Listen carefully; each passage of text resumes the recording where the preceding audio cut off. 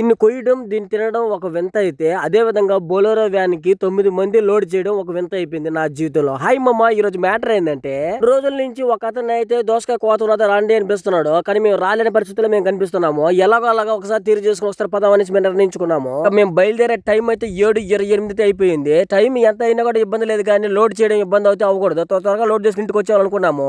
ఓడైతే మనం వచ్చిన పుచ్చకాయల కోతకా లేకపోతే దోసకాయల కోతకా అన్నట్టుగా చూస్తున్నాడు. కానీ తీరా చూస్తే పుచ్చకాయలు ఉన్నాయి, దోసకాయలు ఉన్నాయి, రెండు కామెంట్ కలిపి వేస్తున్నాడు ఈ ఓనర్ అయితే. ఎలాగైతే అలాగైంది అన్నట్టుగా మేము అయితే పనికి వచ్చాం కాబట్టి పని చేసుకుని పోవాలని నిర్ణయించుకున్నాము. అలాగే అలా చూస్తే దోసకాయలు అయితే ఉన్నాయి, మా చిన్న పండు ఉన్నప్పుడే బాగిపోయినాయి. మేమైతే పుచ్చకాయలు లోటుకు పోయినప్పుడు ఓళ్ళే కోస్తారు, మేమైతే లోడ్ చేస్తాము. కానీ ఇక్కడ అలాగ లేదు మావా, మేమే కోసుకోవాలి, మేమే లోడ్ చేసుకోవాలి, మేమే తట్లలో వేసుకోవాలి, అన్ని మా పనులే అయిపోయినాయి. మన వాళ్ళు అయితే ఒకటే మాట చెప్పారు, పుచ్చకాయ లోటుకే మేము భయపడలేదు, ఈ దోసకాయ లోటుకి ఎందుకు భయపడతాం అన్నట్టుగా నా సేలు అయితే చూసారు. ఇంకా నేను ఆ మాట చెప్పంగా నేనైతే సంతోషపడి ముందుకైతే సాగిపోయినాము. దోసకాయలన్నీ కోత కోసి మధ్యలో అయితే వేసుకోవాలి, వాటిల్లో పండ్లు వేరేగా ఉంచుకోవాలి, కాయలు వేరేగా ఉంచుకోవాలి. దానికైతే ఒక మనిషి సపరేట్ గా ఉంటాడు. ఆ సపరేట్ గా ఉన్న మనిషి అయితే పండ్లు వేరే చేస్తాడు, కాయలు వేరే చేస్తాడు. మన ఏరియాలో దోసకాయ కోత ఎలా ఉంటదంటే మామ, ముందుగా దోసకాయకి కొంచెం కాడ ఉండి కొయ్యాలంట. అందువల్ల చాకులు అయితే మా దగ్గరకి అయితే ఇచ్చారు. ఆ చాకులు మేము అయితే దోసకాయ కోతకి ఎలా వాడామో తెలియదు, కానీ మొత్తానికి దోసకాయ పండుకైతే వాడినాం బాగా. నేనైతే అంటున్నా మా ఊడితో దోసకాయ చూడు ఎలా కోసాను మామ అని అడిగితే, చాలా అంటే చాలా భయంకరంగా కోసినా మామ అని చెప్పాడు. టేస్ట్ అయితే ఉన్నది మామ, టేస్ట్ వేరే లెవెల్లో ఉన్నది. చెప్పగానే మా నోడకైతే నోరు ఊరిపోయింది.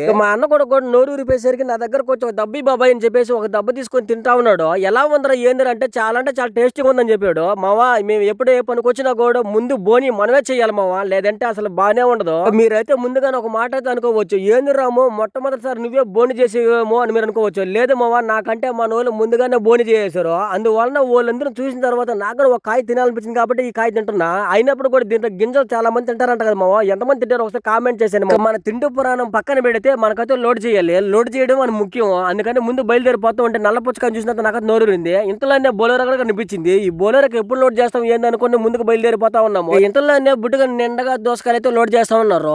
మనం ఇంత ముందుగా పుచ్చకాయల తోటకు పోయినప్పుడు పుచ్చకాయలు అయితే 2-3 వేస్తే బుడ్డుకు నిండిపోయేది. ఇది అయితే మాట కనీసం 20 దాకా వేయాల్సి వస్తుంది దోసకాయల్ని. పుచ్చకాయలకి దోసకాయలకి చాలా అంటే చాలా తేడా ఉంది. పుచ్చకాయ అయితే 2-3 వేసినా కూడా చాలా అంటే చాలా బరువుగా ఉంటది. ఈ దోసకాయ అయితే చాలా అంటే చాలా వెయిట్ లెస్ గా ఉంది. ఎంత తక్కువ బరువు అని చెప్పుకున్నా కూడా లోడ్ అయితే అవ్వనివ్వట్లేదు. మేము పుచ్చకాయ లోడ్ కానీ అయ్యింటి ఈ పాటికి ఎప్పుడు అయిపోయి కూడా ఇంటికి కూడా వెళ్ళిపోతాము. మధ్యాహ్నం అన్నం కూడా ఇంటికాడ తిని ఉంటాము. అలాంటిది మధ్యాహ్నం అన్నం కూడా వాంటర్ కూడా తెప్పించాడు. భోజనం తినేసిన తర్వాత ఎక్కడ చెట్టు లేకపోతే బండి కింద మున్నేసారు మా ఓడైతే. ఇంకా అట్టెట్ చూసినప్పుడు 2:30 అయిపోయింది. 2:30కి లేసి మళ్ళీ లోడ్ ని మళ్ళీ సరి చేసుకుంటా ఉన్నాము. పైన దోసకాయలని నీట్ గా సర్దేసి నీట్ గా అయితే లోడ్ చేసి పంపించేసాము. పంపించేసిన తర్వాత ఎన్ని టన్నులు వచ్చిందంటే మావా 3.5 టన్ను అయితే వచ్చింది. మేము అనుకున్న రీతిగా 5 టన్నులు అయితే రాలేదు. అందువలన కూలీలు అయితే సరిగ్గా పడలేదు. ఇది మా వీడియో. వీడియో లైక్ చేసి వీడియో కావాలి సబ్స్క్రైబ్ చేసుకోమా.